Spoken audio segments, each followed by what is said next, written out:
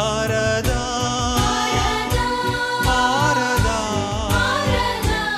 आराधा सौम्या आराधा मोगाच्यानो हांव एका इस्कॉलांत प्रिंसिपल जावन काम करतना थंय एक टिचर केदाळा येवचें म्हज्या लागीं आमकां मस्त टिचर आहा थंय आनी ते थोडीं टिचरां बारी उदार मनाची तरावळ सेवा करची बऱ्या मनाची टिचरां आहात भुरग्यां खातीर तीं जीव दिवंक जाल्यार रेडी आसात आनी त्या इतल्या टिचरां पैकी एक टिचर केदाळा येवचें आनी ती टिचर म्हजेर मोसोर करता फादर कालें करता खंय ती टिचर म्हज्या लागीं मोसोर करता फादर म्हणून ती टिचर म्हज्या लागीं मोसोर करता म्हूण आनी वयगी तर हांव पळयतां कशें म्हणून तें हांव काल करचें पळय हांव म्हूण सांगलें दुसऱ्या दिसा आळे ती टिचर म्हजेर मोसोर करता म्हूण हांवें काल बरें पोत शिकयलें भुरग्यांक आनी म्हजीं भुरगीं बरीं करून गुमट्या लोण आनी बरें धाकटीं भुरगीं करतात आनी ती UKGची टिचर म्हजेर बारी मोसोर करता म्हणून कालता हांव मागीर तिसरें दीस जालें ताच्या मागीर हांवें भुरग्यांक रावंड करून दोंग शिकयलें म्हज्या भुरग्यांक तो हायस्कुलाचो मास्टर बारी मोसोर करता म्हजेर म्हूण खंयचो मास्टर तो लेक्का शिकोवचो लेक्का शिकोवचो मास्टर हिच्या भुरग्यांक दोडायला आनी ताका घाल मोसोर करता तो मोसोर करता म्हूण जालो आनी ताचे उपरांत मागीर एक दीस फादर ती झाडतेली आपणे म्हजेर बारी मोसोर करता कित्याक हांव जेवताना त्यो म्हजें उपीट बारी परमळ जालें आनी तिका चिंतलें तितली बरी उपीट करता म्हजेर बारी मोसोर तिका म्हूण मागीर हर एकल्याचेर मागीर एक दीस आयली आनी म्हणाली आनी तो फादरा म्हजेर मोसोर करता म्हूण मागीर तो विगार मोसोर करता म्हूण सिस्टरां मोसोर करतात म्हूण सोक्कडीचेर काल करतात मोसोर करतात म्हूण त्या दाळा सोक्कडी ती मोसोर करतात ती मोसोर करतात तुमच्या कडेन कोणें सांगल्या ती मोसोर करतात म्हणून मोसोर करतात म्हणून सांगल्या हां थोड्यांक वय खंय गोमट्याल येतात आळे दुसरी म्हजेर मोसोर करतात म्हूण सांगतात पळय तांचें be careful they are very very dangerous people very very dangerous people एका टिचरीक पळोवंक गेल्यार हिच्या हातांत हांगा पुरा करोज हेणे हांगा पावडर भरुल्या बरी मोसरान कुसोवन गेल्या ती मोसरान कुसोवन गेल्या कोणाकीचेर मोसोर ना एका कुसडी कुसोवन गेल्या आनी ह्या मोसराची मनशां म्हणलें पयलें लक्षण कशें पयलें लक्षण म्हण मोसराळ्याचें कठीण मोसराळी आहात पळय तांचें पयलें लक्षण कितें आमकां कशें कळचें मोसराची म्हूण कशें ताचो गूण घेवचो कसलो गूण आं सांगा पळय हुशार जाली येनेकल्यान सोमा सांगलें आं हां येरां खाल म्हूण सांगचें तांणी येरां मोसराळी म्हूण सांगचें करेक्ट सांगलें तुमी येरां मोसराळी म्हूण ती मोसराळी ही कठीण मोसराळी तांचें पयलें लक्षण कालें म्हळ्यार तुमकां एक कठीण मोसराळी म्हळ्यार मोसराळी म्हणल्या क्षणां तांचें लक्षण कालें पयलें लक्षण कालें आळे तो म्हजेर मोसोर करता वो म्हजेर मोसोर करता येरां सक्कडी म्हजेर मोसोर करतात म्हूण सांगचें कळ्ळें गी हांकां धरूंक जायना मोसराळी मनशान धरूंक जायना बिलकूल धरूंक जायना रागाच्या मनशान धरयेत कित्याक म्हळ्यार तांकां पांयां माथ्याक टक्क राग सरता व्हडल्या ताळ्यान झगडटात तांकां रागाच्या मनशांक इमोशन्स आसात इमोशन्स म्हळ्यार हाळे तांकां राग सडटा आनी तापतात हाळे तापचें एक इमोशन मागीर तांचे हात पांय बरें खंपतात BP सडटा तांकां लक्षण आसा मोसराळी मनशांक लक्ष हाका रागाच्या मनशांक लक्षण आसा बियाच्या मनशांक पोटांत एक तर जाता आनी हात पांय तितकेशे कांपल्या बरी थंड जातात हाळे तांकां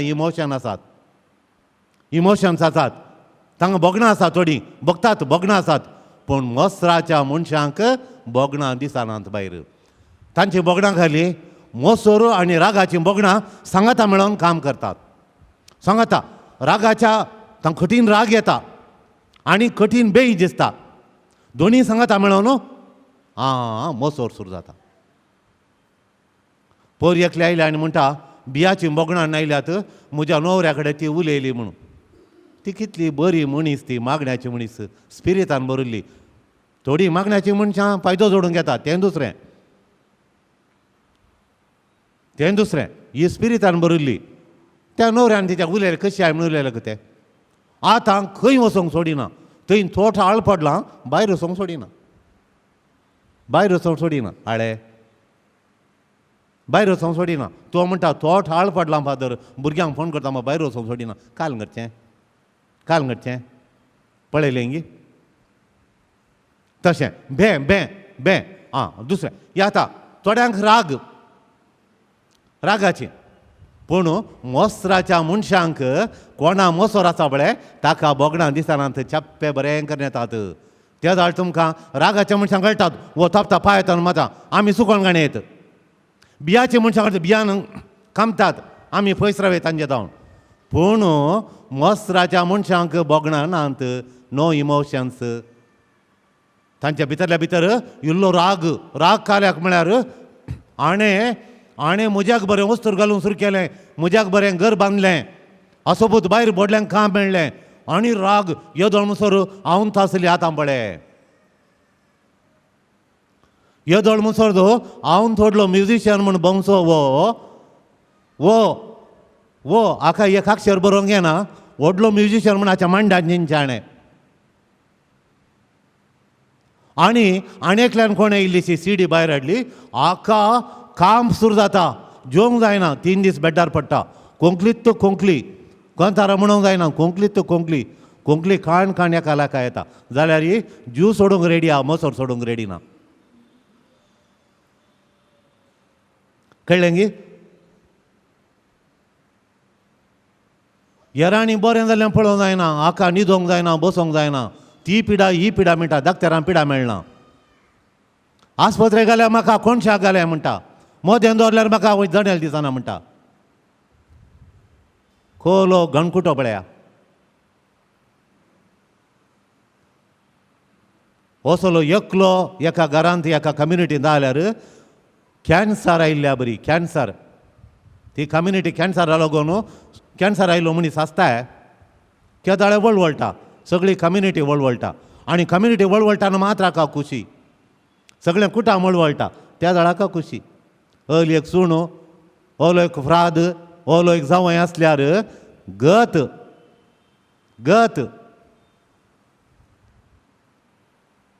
पळयलें गी देखून कित्याक गत म्हळ्यार मोसराच्या मनशा लागीं जावन वचनाका ताच्या सर्चीन आग्यो कुसल्या बरी तुमकां कुसयता आग्यो कुसल्या बरी हाचे जावन पयस रावचें कित्याक म्हळ्यार ती बोगणां कळनात आनी देवाचे उतार म्हणटा मोसराच्या व्यक्तीतार आमी वाचतेले वता वय कित्याक म्हळ्यार तें डेंजरस आपाय सुकलो म्हणना देखून मोसराचे मनीस जाल्यार ताचे जावन पयस रावचें पळय पयलो मोसोर खंय जावन आयलो पळय वय उत्पत्ती ग्रंथांत अध्याय 4 श्लोक 4, 5 आनी 8 4, 5 आनी 8 वाचया तेच परी आबेलानी एक प्रथम जनीत बकरो आनी ताची सरब अर्पिली आबेलान देवाक प्रथम जनीत हिंसून काडन एक त्या बकऱ्याचेर पिलाचेर एक काळो तिबण हातिल्ली दवित्त शेळी देवाक भेटयली कितले कश्ट सोदून काडूंक पळय देवाच्या मोगान ताणें भेटयली आबेल आनी ताची बेटोवणी सर्वेस्पराक मानवाली आबेली मानवालो ताची बेटोवणी देवाक मानवाली कित्याक म्हळ्यार आबेल मानवालो देवाक देखून आबेलान केल्ली करणी देवाक बेटोवणी देवाक मानवाली पूण कायन आनी ताची बेटोवणी ताका मानवाली ना कायन आनी ताची बेटोवणी कायनी कुसडो ताची बेटोवणी पाड जाल्ली देवाक मानवना देखून कायनाक कठीण राग आयलो आनी ताचें तोंड बावलें मोसरान कुसलें ताचें तोंड आनी खाल गेलें पळया आठवसलो सुनता आं कायनान आपल्या बाबा आबेलाक म्हळें आं आमी भायर शेताक या. आमी दोगी जण पयशिल्ल्या शेताक या कोण्णी नातल्या तिशिल्ल्या शेताक या. शेतांत उक्त्या जाग्यार ते आसतना ती उक्त्या जाग्यार आसतना कायनान आपल्या बाबाक आबेलाक धरलो आं आनी ताका जिवेशी मारलो. आनी ताका जिवेशी मारलो. ताका जिवेशी मारलो. आज मोसरान बरुलीं काळजां कोयते सुर्यान धरल्या तांकां जेला व्हरतात म्हणून जिबेंत लगाड काडटात. जिबेंत मेळ्ळ्या तुज्या विशयान नाका जाल्यार सांगून आनी थोडे आयकल्ले मनीस हाची परिक्षा करतात. हो असो म्हणलो मनीस त्या मनशाक हांव जाणा हो असो म्हणलो मनीस वो बरोणी सरकोणी म्हणून हाचेत हांव पयस जाता. त्याका गोत्तू ना बेप्पाक. ह्या आमच्या बेप्पाक तें गोत्तू ना. वो मेळ्ळ्या कडेन सांगता ते कितले हाचे विशयान उलयतात म्हणून तांकां हाका कळीत ना. पळया मेळ्ळ्या कडेन सांगता मेळ्ळ्या कडेन. थोडे आयकोन सतपात्यान चलतात. थोडे मागीर तांकां कळटा मस्त तेंपा उपरांत हो याक आसताचो मनीस म्हणून. थोड्या तेंपाक कळना ते दोन म्हणसर हां हाचें जैत पळयलें गी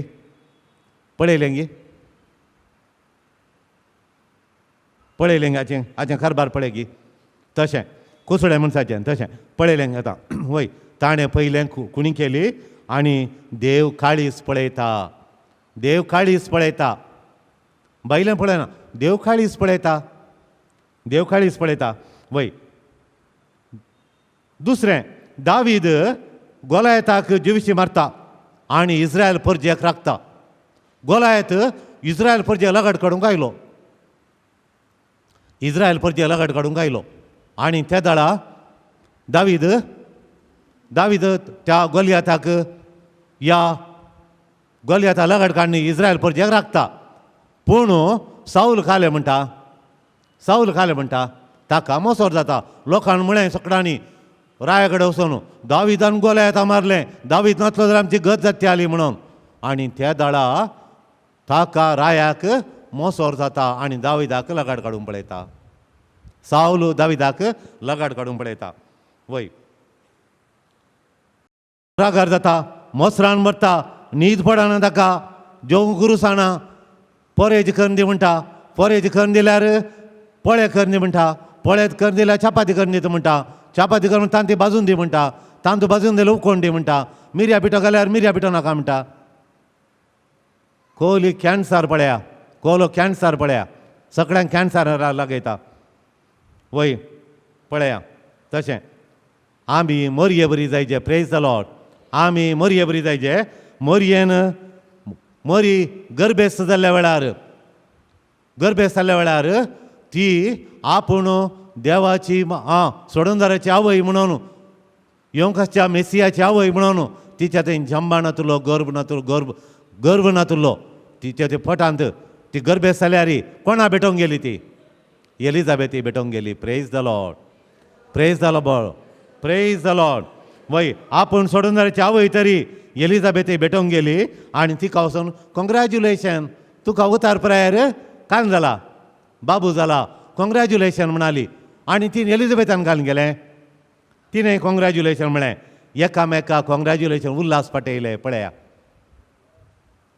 आमी मोरये बरी जायचे. Praise the Lord. हालेलुया.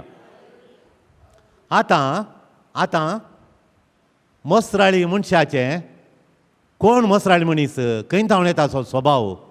मोसराळी मनशाचो स्वभाव कसलो.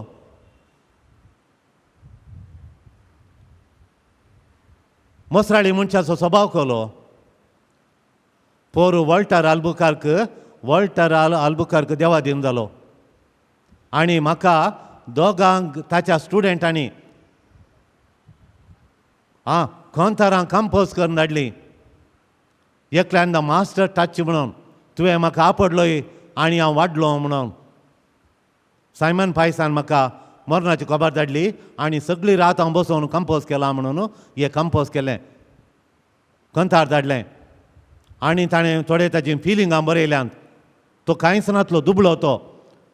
आनी वॉल्टर आल्बुकर्कान ताका म्युजीक कळोवंक शिकयलें 8th ग्रेड म्युजीक कळोवंक शिकयलें पुरो स्केल तो ताका करीत आसात आमच्या कंदारां पुरो ताणें स्केलार घालचें ताणें सैमन पायसान आनी कितलो हंबल खंय तो कितलो हंबल खंय कितलो तो खालतो म्हणून ना ताच्या खालत्यापणाचे 10 फावटी मिस्टेक केल्यार तशें न्ही रे पुता अशें म्हणून खांद्याक आपोवन सांगचें खंय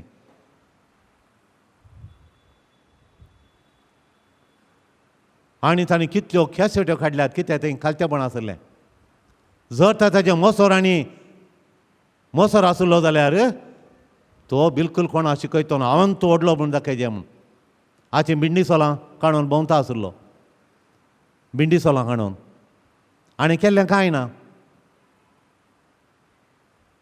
ना 4 पोरणी कंदारां म्हणची आनी एकल्यान घडयल्लीं आनी हांव व्हडलो म्युजिशियन म्हणचें आपूण व्हडलो म्हणचें मोसराळी केदींच वयर येना ताणें जळचें मात उलपण्याचें मात भितरलो उजो ताका उलपण काडटा मात मोसराळी तो तशें वय आनी हाका आतां मोसराळी मनशाचो स्वभाव कसलो सुपिरियरिटी कॉम्प्लेक्स की इन्फिरियरिटी कॉम्प्लेक्स हाका तें म्हाका गतत आसलें तुमी इन्फिरियरिटी कॉम्प्लेक्स म्हणटात म्हूण इन्फिरियरिटी आपूण कांय नातुल्लो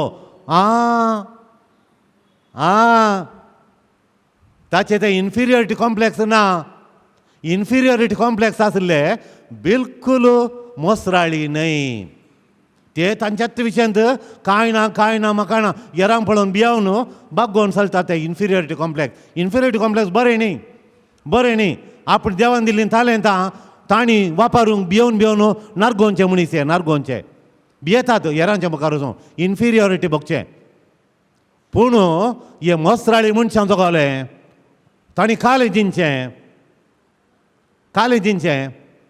सुपिरियरिटी कॉम्प्लेक्स हांव तूं श्रेश्ठ कापुजीन वोट हांव तूं श्रेश्ठ कर्मिलीत वोट हांव तूं श्रेश्ठ जेजुईत वोट हांव तूं श्रेश्ठ बेत्तेनी वोट हांव तूं श्रेश्ठ कुटुंबांत सोजांक गेल्या कुटुंबांत हांव तूं व्हडू लोभाक गेल्या कुटुंबांत हांव तूं व्हडू हांव प्रभू हांव शेणय प्रभू हाका कोबू गावंक जायना प्रभू खंय कोबू कोडू म्हणटा कळ्ळें गे हाका सुपिरियरिटी कॉम्प्लेक्स हांव तूं व्हड म्हणचें आनी म्हजी व्हडली मांय केदाळे म्हणटाली शिमटी उखलूंक शेण घालूंक जायनातल्यार व्हडलो म्हणचें त्यारे म्हण कालें खंय व्हडली मांय केदाळे म्हणटाली तिच्या भाशेंत शिमटी उखलून समजता तुमकां मनशें व्हडलें म्हणून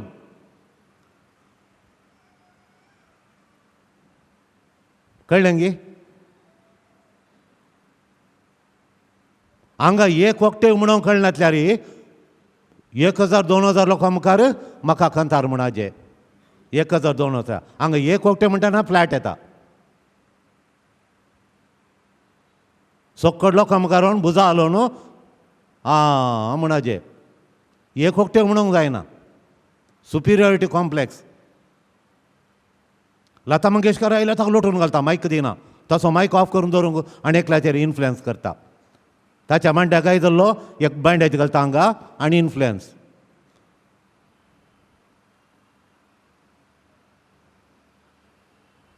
कळ्ळें गी देवाची महिमा जावं दी कालें जावं दी लता मंगेशकर आयल्यार म्हणूंक सोडिना पळया तशें देखून आतां मोसराळी म्हळ्यार हाका शिमटी करून शेण घालूंक जायनासल्यार चिंचें मांड्यार मात्र चिंचें आपूण व्हडलो म्हज्या वयर कोण न्हिना म्हणून कळ्ळें गे म्हज्याक वयर कोण न्हिना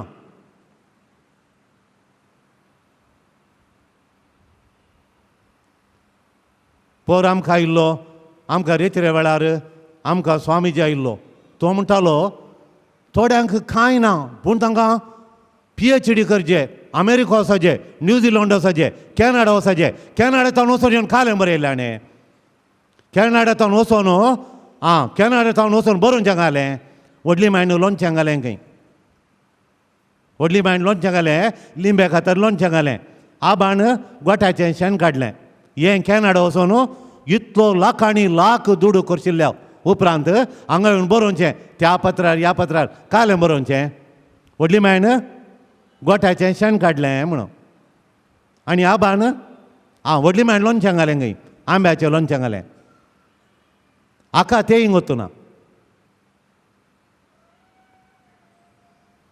आनी सगळ्या कडेन सांगचें हांव कॅनडा वचून शिकोवन आयलां म्हणून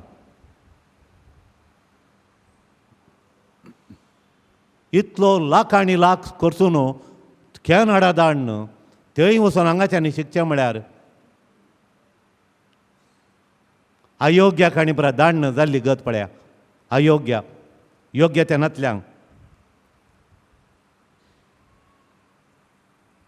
पळय एक कालें म्हण केलां गी एक कालें म्हण केलां गी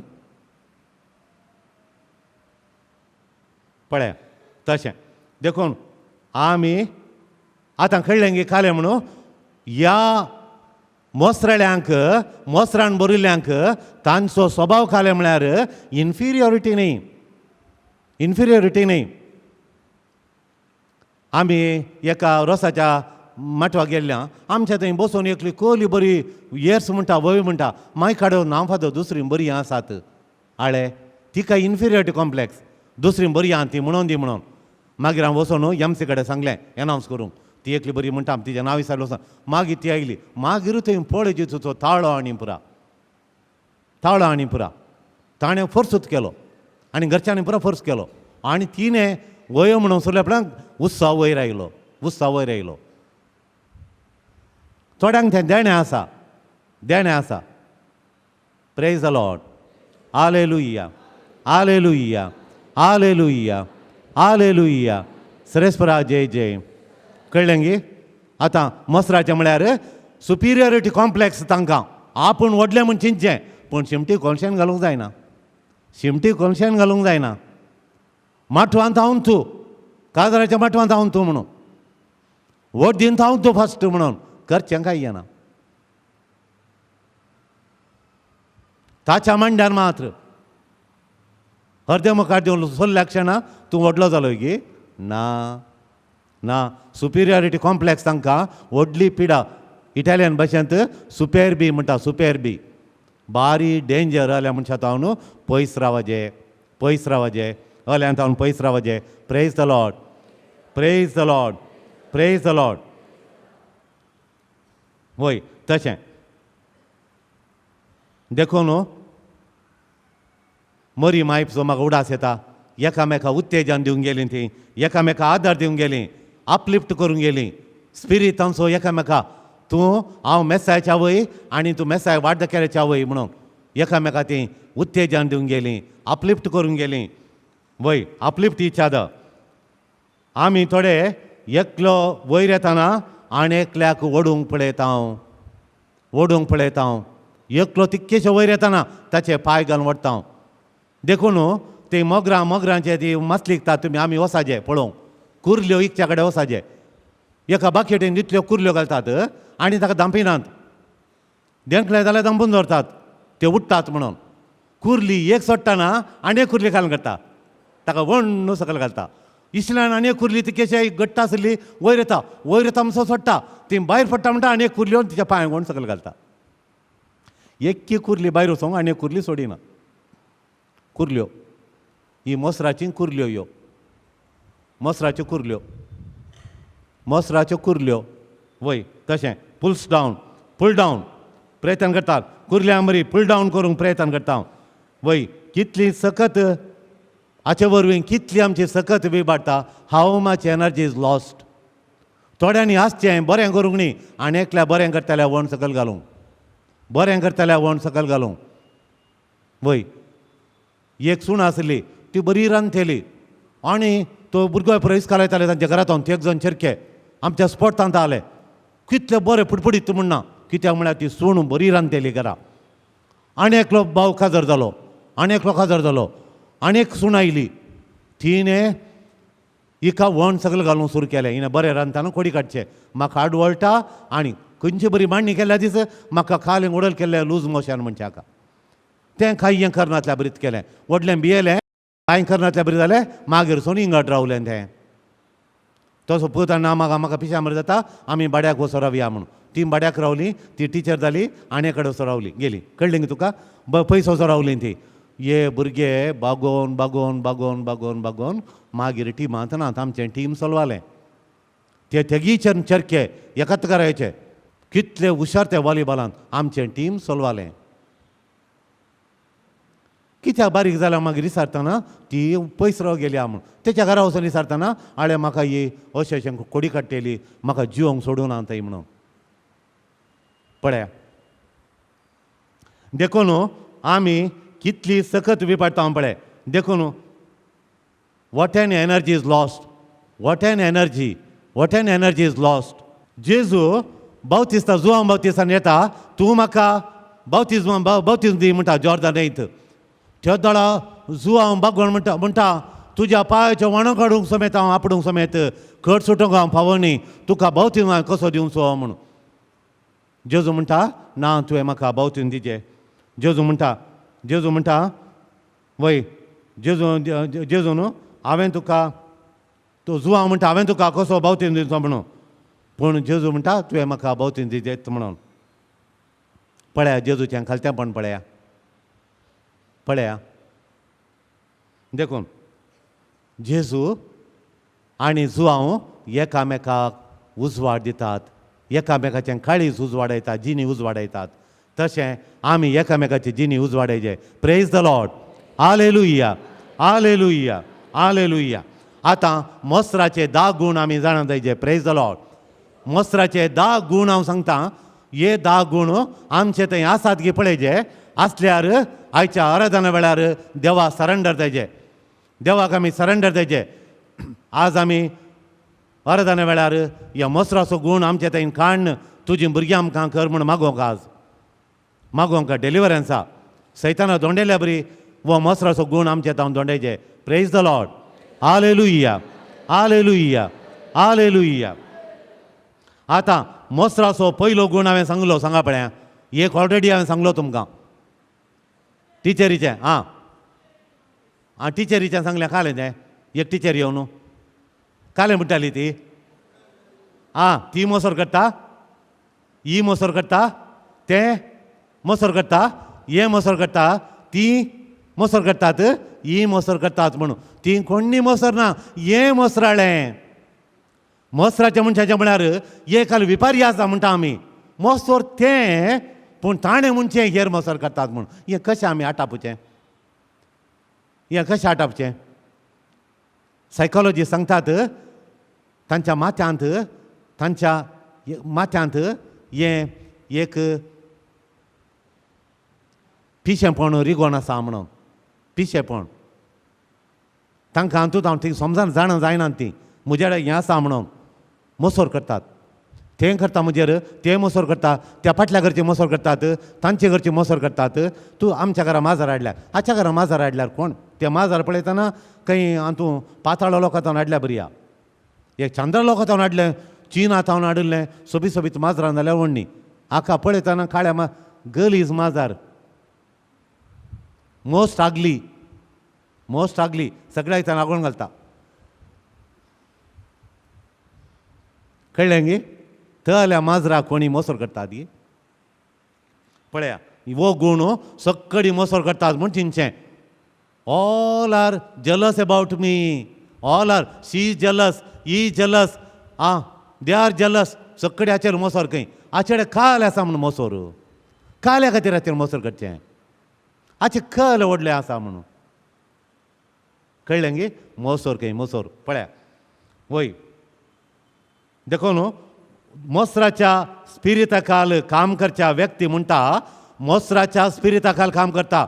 one who works under the evil spirit, one who works under the spirit of jealousy always says, केदाळे म्हणटा तो मोसोर करता, वो मोसोर करता, ती मोसोर करतात माय मोसोर करता माव मोसोर करता नणंद मोसोर करता साडू मोसोर करता म्हणून साडू मोसोर करता आमी हें केदाळाक कोडू हें कोडू हें बणशीर हें केदाळाक कोडू कळ्ळें गे पळ्या येर मोसोर करतात म्हूण देखून देवाचें उतार आयकया 12 जण भाव यशत म्हणाले जुजेन मोसोर करूंक ना 11 जण म्हणाले तूं आमचेर मोसोर करता म्हूण उत्पत्ती ग्रंथांत वाचया आतां 30 आनी 7 अध्याय वाचया एके राती जुजेक एक सपान पडलें जुजेक एक सोपान पडलें त्या सपना विशांत आपल्या भावाक ताणें सांगलें आपल्या भावाक ताणें सांगलें उपरांत ताका आनी एक सपान पडलें उपरांत आनी एक सोपान पडलें आनी हें ताणें आपल्या भावाक सांगलें हें ताणें आपल्या भावाक सांगलें म्हाका आनी एक सपान पडलें आ. तो म्हणालो आ. हे पवटे सूर्यो चंद्र आनी इकरा नखेत्रां म्हाका नमस्कार करतलीं सूर्यो चंद्र सूर्यो कोण पळया चंद्र कोण पळया इकरा नखेत्रां कोण पळया इकरा नखेत्रां ती म्हाका बागोवन नमस्कार करता म्हणून गडिल्लें पडिल्लें सोपान ताणें सांगलें तें तेकालें म्हणालें पळया देखून ताच्या भावांनी ताचो मोसोर केलो ताचो मोसोर केलो भावानी पळया पूण ताच्या बापायन ह्यो सर गजाली आपल्या मतीन दवरल्यो ताणें काळजांत ताणें मोतीन दवरल्यो बापायन आनी ताका पडलें सोपान करेक्ट तो इजिप्त येता हे इकता ताका मोसरान पट्टू बांयन घालतात मोसरान लगड काडूंक पळयतात बायकां निकतात गम्मतां मारतात मेळ्ळ्या पयशांनी गम्मत मारतात बिर्याणी गावून डान्स करतात ताका इकतात पाप आनी तो थंय गेल्लो राय जाता सेकंड इन कमांड जाता ताचे कडेन थंय गोव तांदूळ साकर दवस धान्य पूर आसात सामे सज्जे बरागा नवाणे पूर आसात हें प्रकालें सामे सज्जे बरागा नवाणे अर्का म्हळ्यार प्रकालें हें आतां तुमकां डायबिटीज नाका जाल्यार वो तांदूळ ज्यो लल्लान तांदूळ आयल्यात आतां तांतूं साकर ना स्टार्च ना तांतूं स्टार्च आसा आमच्या सुपिरियन आमकां 1 म्हयनो जावन हांवें दाळे मदीं कितली वेट देंवल्या पळय पयलें म्हाका रावण शर्मा सांगता कितलें पुरो आसा आतां कांय पुरो आसना आंगान साकर एक्स्ट्रा शुगर ना हाका मोल उणें करूंक कोळा जमात सामे सज्जे अर्का बरागा नवाणे आतां सद्दां नवाणे नमणे नवाणे आज पोळे पाणपाळे उपीट आनी ते आयले मस्त जाणांक आमी बरोवन दितात आमी ती वचून सांगतात आमची वेट उणी जाल्या कालें खावण नवाणे नमणेच्या नवाणे आज पाणपाळे पोळे आमकां थोडी कर नाटात काले बरें कर काडून दिलां कडी आमची कडयेंत खावचें हें शीत जेवलें तो स्टार्चा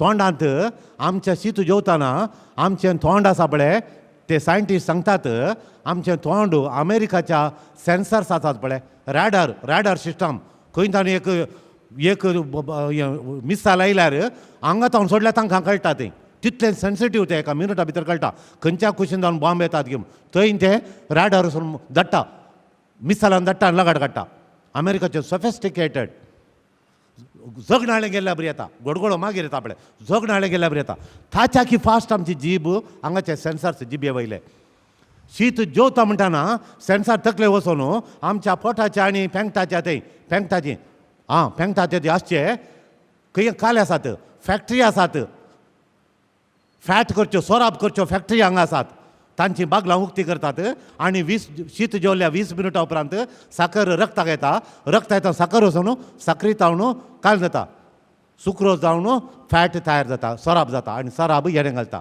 आज डायबिटीक बीपीक पुरा आमच्या पेंगटार आसली सोराब दुसऱ्याड आसली सोराब न्ही पोटार आनी बोमलेर आनी पेंगटार ह्यो कळच्यो पेंगटा 5 आन पळय सोराब 25 kg 35 kg 1 kg आसल्यार बारीक कठीण 25-35 kg काडून आनी गांठी दुखीकय पांय दुखीकय आनी जेवता वचून बसोवन जेवता शीत जेवता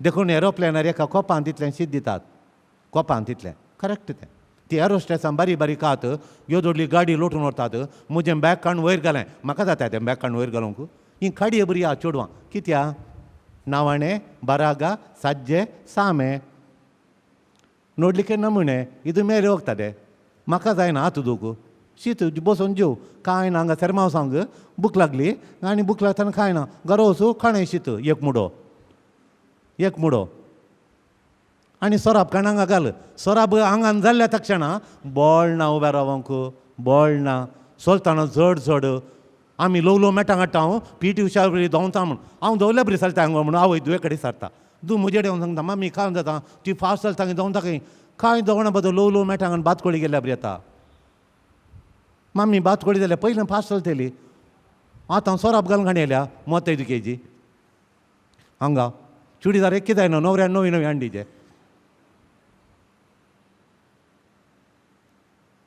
देखून हांगाची 17 कणे या टेप दवरून पळया एक टेप हाडून दवरा घरा टेप दवरून पळया कितले आज सेंटीमीटर मिटर वर जाल्या गी म्हणून पेटा आली आणखी टायट करचे शिवाय प्राय गेल्या बरी मोठी करची न्ही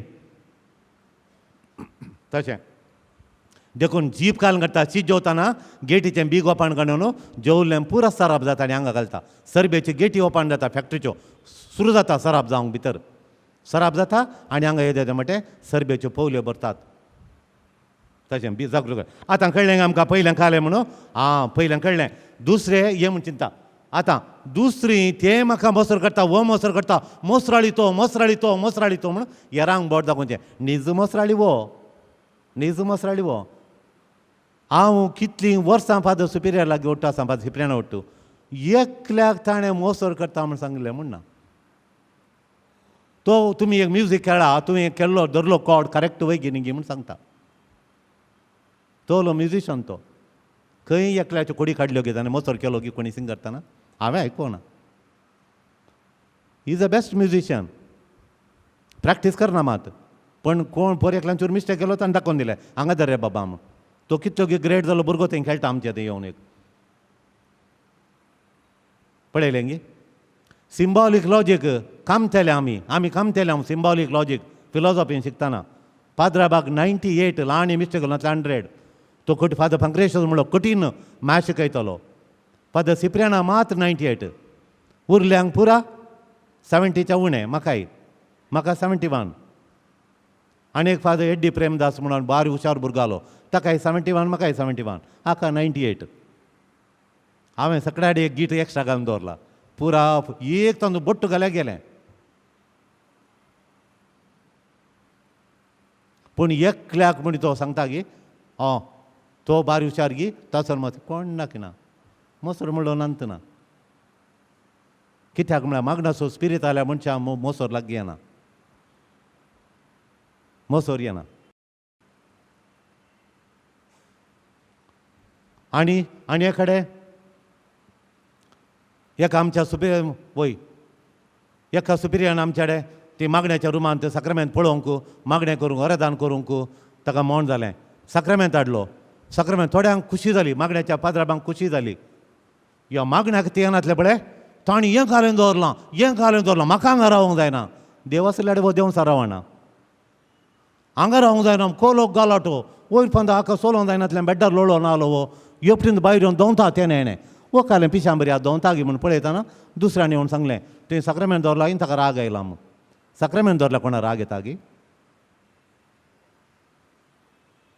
तुवालो शिवो घाल्लो ताका घालूंक सोबीत तुवालो शिवात घाल्लो दुसऱ्या दिसा येता म्हणलो तितल्या भितर हांव सांबाळ जालो आळे मोसराण बरुलो मोसराळी एक कळ्ळें गे मोसराळो वय दुसरे मोसराचे दुसरो गूण मोसराळ्याचे दुसरे गूण एक सांगलो ताका मोसराळी म्हणसो तो न्ही म्हूण सांगचें तें बारी केअरफूल पण कळ्ळें गे तुमकां आतां दुसरे मोसराळ्याचे गूण म्हळ्यार तो गम्मत आचार्यान करता येरांची सलवणी पळोवन येरांचें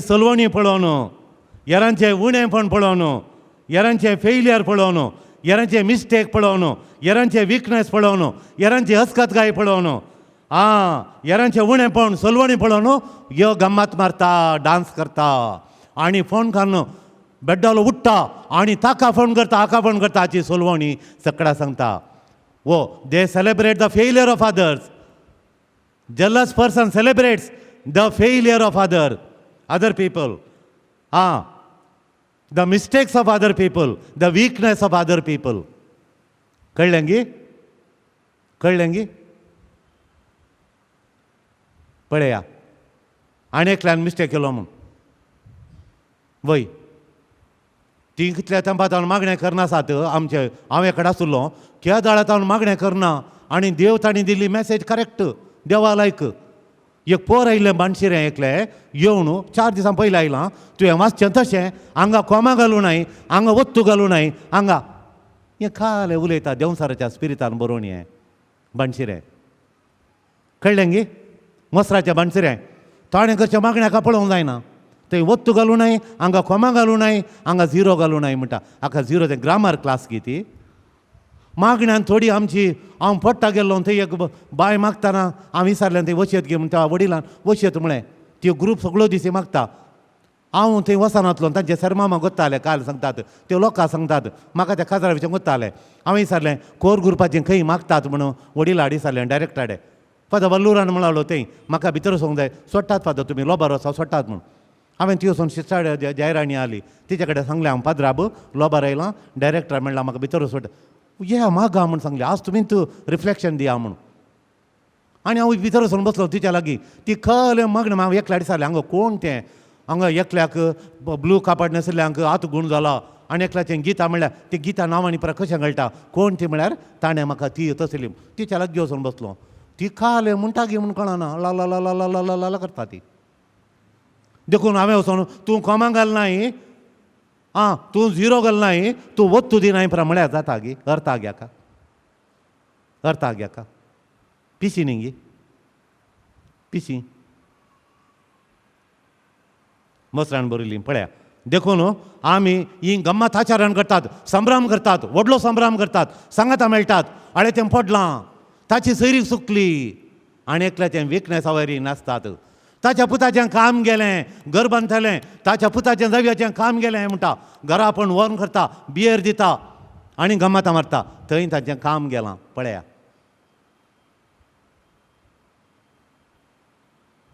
पर एकली मीस दिवंक आयल्या आसून वचून 2 मिसां दिल्यान पयले मीस दिता म्हण सद्या मीस दिना म्हणटली पर एक मीस दिलां आनी खाल्यार म्हूण गुंतुना मागीर आमी अशें म्हळें आं तिचें हे बरोवन खणयतना बुकार फादरा बरयतालो मीस थंय तिचें नांव पळयलें तिणें मीस केदाळ दिलां खाल दिलां हिका रडोवंक आयलें कित्याक म्हळ्यार हिच्या पुताचें काम गेलां हिच्या पुताचें काम गेल्ल्याक तिणें काय आंगयलें कोण ना तांचें काम वचोन तांचें घर कंप्लीट जायना जाल्यार हांव जेजू तुका मीस दिता म्हूण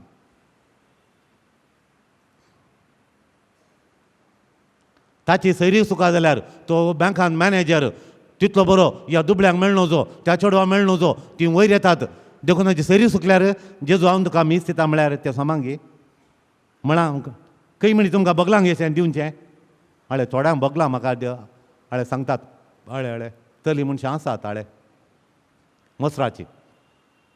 मसराच्या मनशांचो दुसरो गूण सांगा पळया ती कालें करतात आं तांकां जायनातल्यांचे हेरांचे आं फेलियर तांची सोलवणी तांची असगत काय पळोवन सेलेब्रेशन करतात they celebrate the weakness of others they celebrate the mistakes of others they celebrate the failure of others कळ्ळें गे तली मनशां हे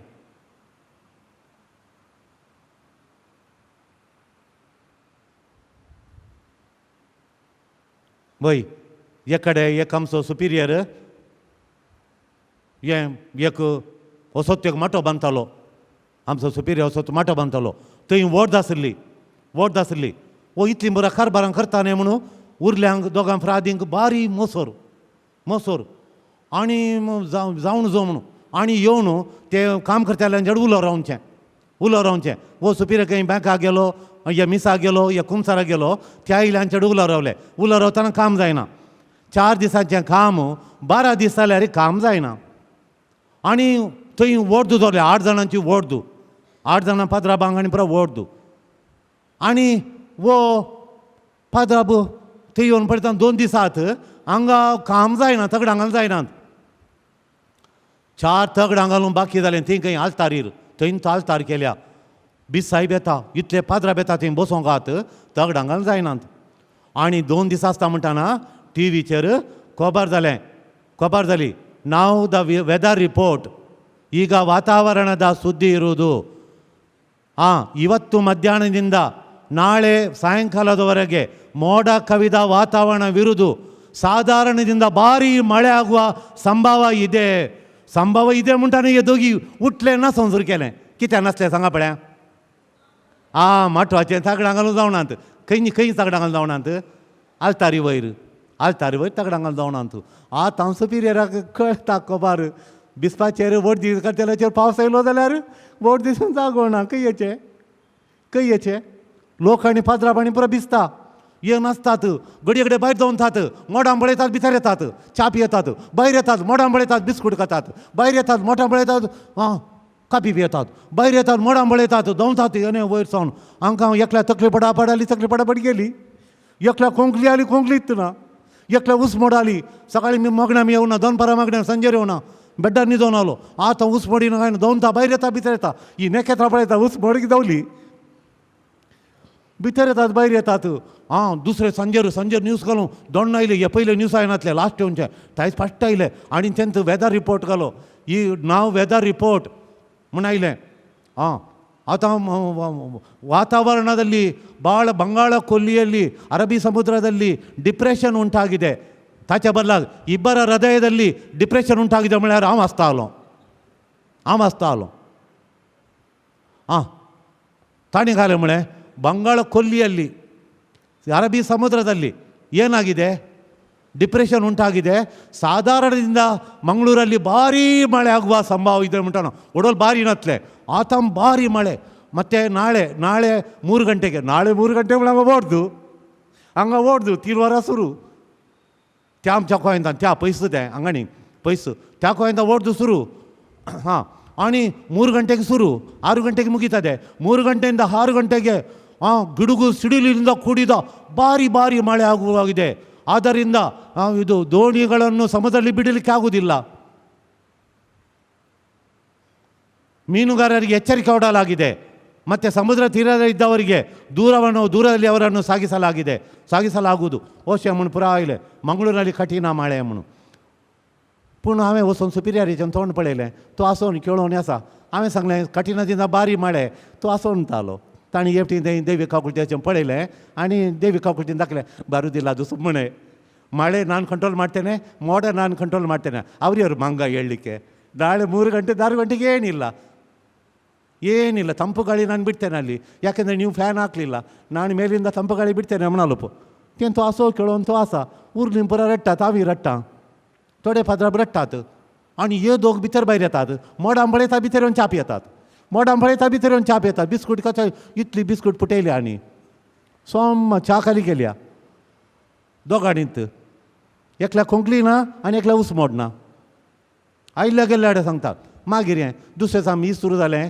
मोडां म्हळ्यार मोडां बारी 3 वरां सुरू जालें बीस पायलो आलतारी मी सुरू केला हांगा काय घेना वयर माथ्यार आलतारीच्या मार मी सुरू जालें वोट जाली वासपां जालीं वोट जाली सकट जाली एक तेंब पडना बीस आशिर्वाद मीस आनी परत जावन कुमगार जालो जाल्यार मीस आनी सकट जालें वोट जाली मागीर तो वोट जालो फादराब येवन एकलो फादराबेक येवन मुखार येवन 2 उतरां अर्गां दिताना 2 तेंबे म्हज्या माथ्यार पडले 2 तेंबे मात मागीर 15 म्हळ्यार येता म्हणून पावसान दाखयलें आनी ताचें भाशण जालें तांच्या घरच्या लोक पुरो गेलो आनी कुटुंबाचो थोडो फोटो काडूंक रावलो फोटो काडूंक ते इतकडां घाल्लीं ताचे भितर रावलो आनी त्या दाळा आयलो सिरान दरीनसो पावस सांगतो नाका मोडा कविता वातावरणा पुरो मागीर कळ्ळें गे तशें ही म्हज्या जिणेंत जाल्ली गजाल देव कसो मसणांतल्यान सांबाळटा म्हूण तिसरें लक्षण वय तशें म्हळ्यार तिसरें लक्षण मोस्त्री तुका द्वेश करतात पळय तांच्या सांगाता मेळोन तांकां वय मा तो तसोच तुजे द्वेश करतात पळय वो तुजो मोसोर करता जाल्यार एकलो वो मोसरी घाल करता पळय तुजे द्वेश करता जाल्यार सगळ्यांच्या सांगाता मेळटा वो एक ग्रूप कर काडयता वय ही सिंपथायजर्स The jealous fellow, the jealous man, the jealous lady sympathizes with those who hate you. तुका पळय कोणी हेट करता पळय तांच्या लागीं वो सिंपथायज करता वय तशेंत तो अशेंत आसो ताळो वयर उखलता आनी तांकां सांगाता काडयता तुका कोण मोसोर करता, तुका कोण हेट करता बळे, द्वेश करता बळे, तुका दुस्मान काय दाखयता बळे, तांच्या सांगाता वो सांगाता मेळटा, तांच्या सांगाता मेळटा वो मोसरी. खंय खंय जावन आयिल्ले, पयस पयस जावन आयिल्ले, तुज्यो खबरो उलोवन आनी बरें हेंकां द्वेश करतात पळय, वो सांगाता मेळटा तांच्या. आनी तांचे थंय सिंपथायज करता आनी तशें म्हणटा. इजाया प्रवाद ह्याच्या विशयान काले म्हणटा पळय, इजाया प्रवाद 11:13 श्लोक. एप्राहिमाचो मोसोर पयस सरतलो, एप्रायमाचो मोसोर पयस करतलो, जुदाच्या दुस्मानाचो नाश जातलो, दुधाचो नाश जातलो. दुस्मान काय केल्या देव नाश करता. एप्राहीम जुदाचो मोसोर करचो ना, आनी मुखार एफ्रेम मोसोर करचो ना. जुदा म्हणल्यार जुदेया गांवांचेर व्हडल्यो व्हडल्यो बिल्डिंगां पळोवन, व्हडल्यो व्हडल्यो इगर्ज्यो कोपेलां पळोवन, व्हडले व्हडले मनीस पळोवन, तांचो दुडू पळोवन एफ्रेम आनी मोसोर करचो ना. आनी जुदा एप्राहिमाक दुस्मान काय दाखोवचो ना. दुस्मान काय दाखोवचो ना. कळ्ळें गी? तुका कोण दुस्मान काय दाखयतात पळय, तांच्या सांगाता मेळटा आनी सिंपथायज करता तांच्या सांगाता मेळोन. अशें तशें, तशें रे म्हणून सगळो दिसी. कळ्ळें गी? तांच्या सांगाता मेळोन सिंपथायज करता वो.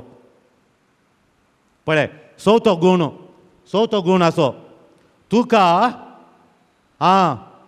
गरजेच्यो ल्हान ल्हान संगती तुका गरज्यो जातात. Certain small things are very important for you. Certain things are very important for you in your life.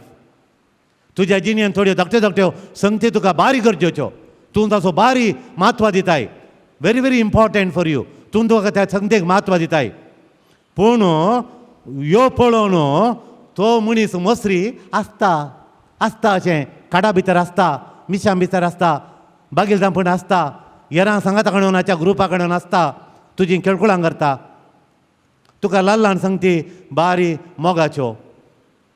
मोगाच्यो तुका तो पळोवन आसता.